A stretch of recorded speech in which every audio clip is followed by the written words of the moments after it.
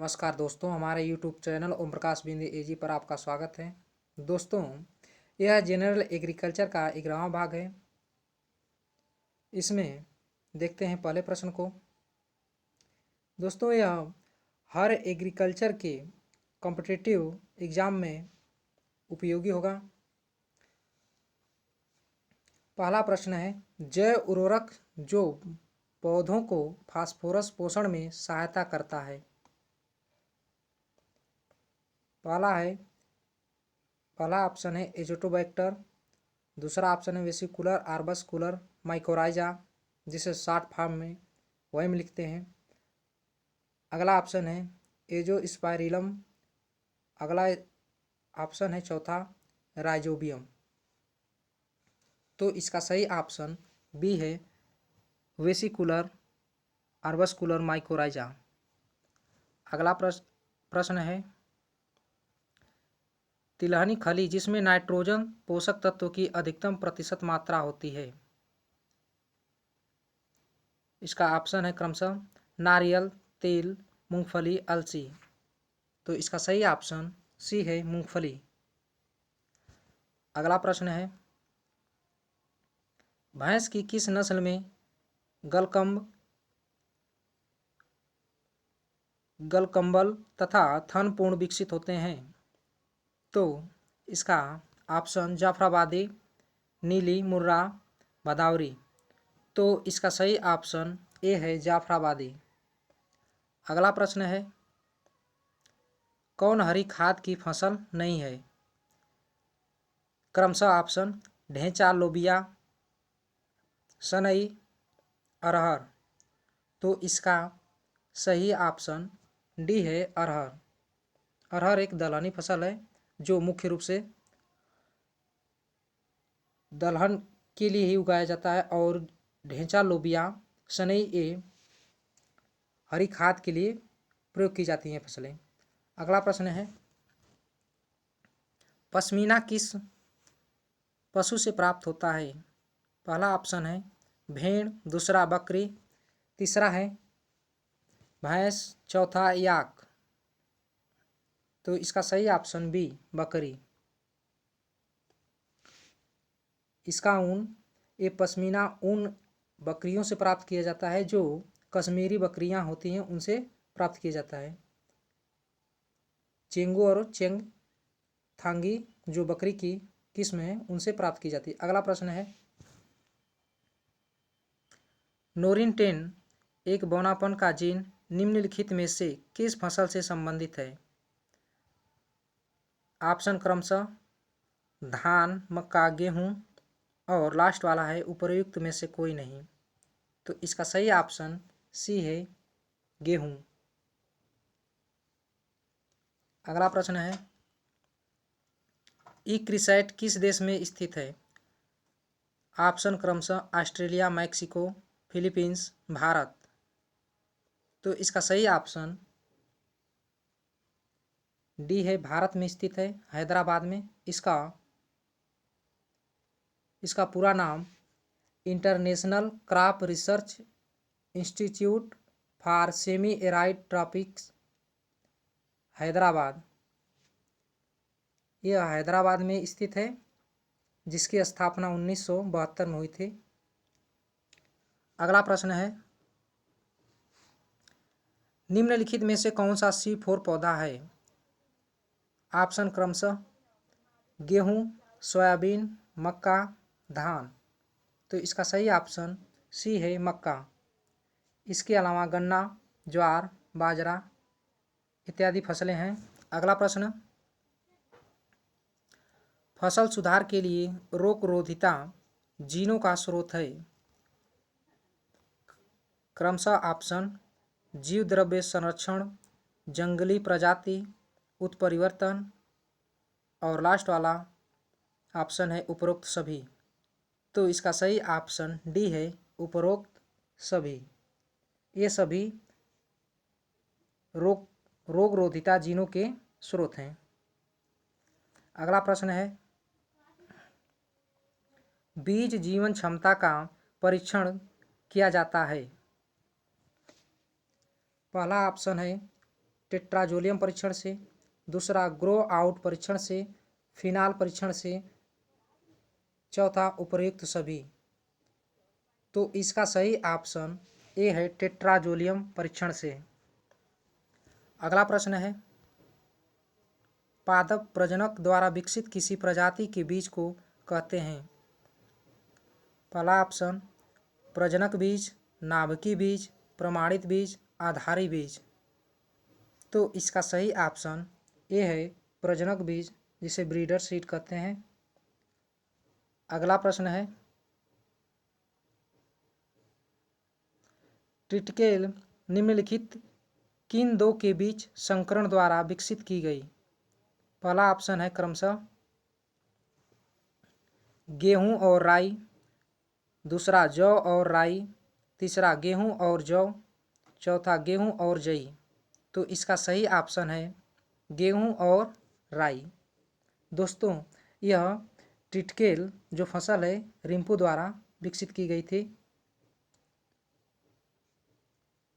इसका सही option A है गेहूं और राई, रिम्पू द्वारा विकसित की गई थी 1890 में। अगला प्रश्न है, अनानास किस फैमिली से संबंधित है? क्रमशः ऑप्शन पाइनेसी, एनोनेसी, मर्टेसी और चौथा ऑप्शन है ब्रोमिलिएसी। तो इसका सही ऑप्शन ब्रोमिलिएसी। अगला प्रश्न है, राइजोबियम रूपांतरित रूप है? क्रमशः ऑप्शन पत्ती का, तने का, जड़ का और चौथा है उपर्युक्त में से कोई नहीं। तो इसका सही ऑप्शन है तने का। यह स्टेम मॉडिफाइड फार्म है राइजोम। इसके अंतर्गत अदरक और हल्दी फसलें आती हैं। अगला प्रश्न है, निम्नलिखित में से विटामिन सी का सर्वोत्तम स्रोत कौन है? क्रमशः ऑप्शन आंवला, अमरूद, नींबू, बारबोडस, चेरी। तो इसका सही ऑप्शन डी है बारबोडस चेरी। दोस्तों, अगर बारबोडस चेरी ऑप्शन में नहीं होता तो आंवले को सही करते। अगला प्रश्न है, क्योंकि बारबोडस चेरी के बाद दूसरे नंबर पर, दूसरे स्थान पर आंवले में विटामिन सी पाया जाता है फलों में। अगला प्रश्न है, फूल गोभी में व्हिप टेल दही विकार किसकी कमी से होता है? ऑप्शन क्रमशः जिंक, तांबा, बोरान, मालिब्डिनम। तो इसका सही ऑप्शन डी है मालिब्डिनम। इसे यमों से प्रदर्शित करते हैं। अगला प्रश्न है, पूसा नन्हा एक प्रजाति है? ऑप्शन क्रमशः केले की, अमरूद की, आम की, पपीते की। तो इसका सही ऑप्शन है डी पपीते की। अगला प्रश्न है, ललित एक प्रमुख प्रजाति है?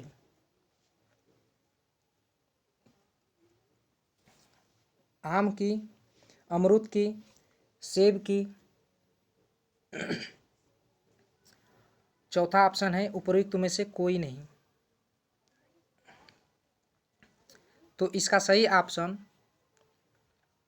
बी है अमरूद की। अगला प्रश्न है, विटीकल्चर कहा जाता है? ऑप्शन क्रमशः अंगूर उत्पादन को, गेहूं उत्पादन को, सेब उत्पादन को और लास्ट ऑप्शन है अनानास उत्पादन को। तो इसका सही ऑप्शन ए है अंगूर उत्पादन को विटीकल्चर कहा जाता है। अगला प्रश्न है, निम्नलिखित में से कौन सा एक बहुभ्रूणी फल है? अर्थात एक ही बीज से कई पौधे उसमें से अंकुरित होते हैं, उसे बहुभ्रूणी कहते हैं। अर्थात इसका गुण किस फल में पाया जाता है? तो ऑप्शन क्रमशः है आम, अंगूर, केला, अमरूद। तो इसका सही ऑप्शन ए है आम। इसके अलावा नींबू में और जामुन में भी बहुभ्रूणी गुण पाया जाता है। अगला प्रश्न है, निम्नलिखित में से किस सब्जी में सबसे ज़्यादा विटामिन ए मिलता है? पहला ऑप्शन है आलू, दूसरा फूलगोभी, तीसरा गाजर और चौथा है करेला। तो इसका सही ऑप्शन सी है गाजर। अगला प्रश्न है, किस प्रदेश में केले का सर्वाधिक पैदावार होती है? क्रमशः ऑप्शन है उत्तर प्रदेश, पंजाब, तमिलनाडु, हरियाणा। तो इसका सही ऑप्शन सी है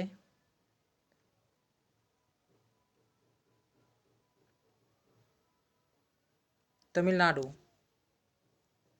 अगला प्रश्न है, येलो वेन मोज़ेक एक गंभीर बीमारी है, अर्थात किस फसल की यह गंभीर बीमारी है?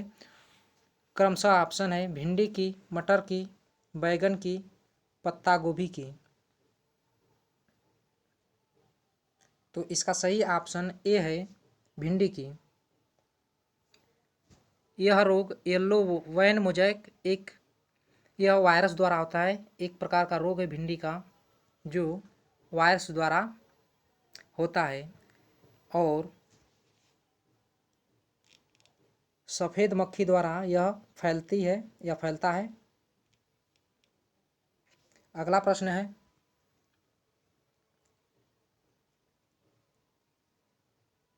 फल एवं उनसे निर्मित पदार्थों के खराब होने के माध्यम हैं। ऑप्शन पहला है केवल कवक, केवल बैक्टीरिया, केवल एंजाइम। चौथा ऑप्शन है उपर्युक्त सभी। अर्थात जो ऊपर वाले ऑप्शन है इन सभी से खराब होता है।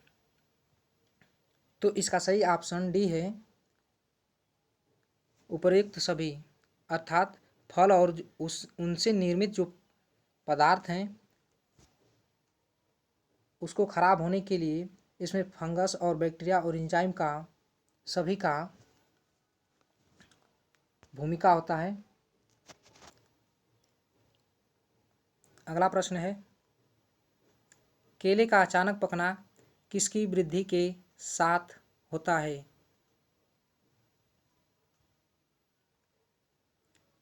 पहला ऑप्शन है इथिलीन, दूसरा ऑप्शन है साइटोकाइनिन, चौथा है ऑक्सिन।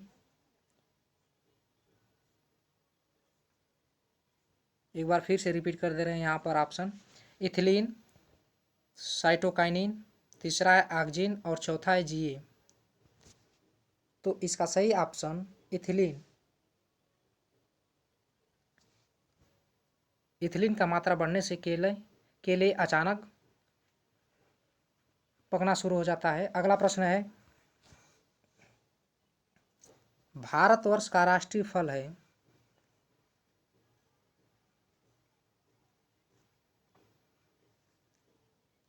पहला ऑप्शन है कटहल, दूसरा ऑप्शन है आम, तीसरा ऑप्शन है सेब और चौथा ऑप्शन है आंवला। दोस्तों इसका उत्तर छोड़ देते हैं आपके लिए जो आप लोग कमेंट में बताएंगे। अगला प्रश्न है, टमाटर का क्रोमोसोम 2n संख्या है।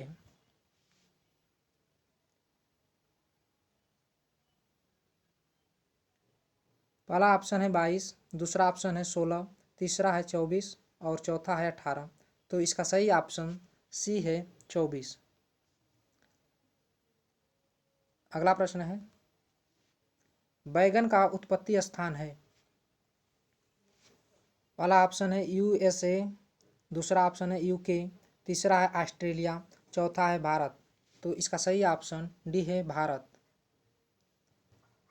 अगला प्रश्न है, प्याज में तीखेपन का प्रमुख कारण है। पहला ऑप्शन है एलाइल प्रोपाइल डाइसल्फाइड, दूसरा ऑप्शन है डाई एलाइल डाइसल्फाइड, और तीसरा ऑप्शन है आइसोथायोसाइनेट, और चौथा ऑप्शन है कैप्सेसिन। तो इसका सही ऑप्शन ए है एलाइल प्रोपाइल डाइसल्फाइड। और लहसुन डाई एलाइल डाइसल्फाइड के कारण तीखा होता है, और जो सरसों अर्थात जो मस्टर्ड होता है जिसमें तीव्र गंध होती है, आइसोथायोसाइनेट के कारण होता है। और मिर्च में जो तीखापन होता है कैप्सेसिन के कारण होता है, और कैप्सेथीन के कारण मिर्च लाल होता है। कैप्सेथीन के कारण मिर्च लाल होता है। अगला प्रश्न है, मिर्च में तीखापन का कारण है। तो इसका सही ऑप्शन डी है कैप्सेसिन कारण। अगला प्रश्न है दोस्तों, यह लास्ट प्रश्न था। दोस्तों, हमारे चैनल को अभी तक सब्सक्राइब नहीं किए हैं तो सब्सक्राइब कर लें, और हमारे वीडियो को शेयर करें, लाइक करें दोस्तों।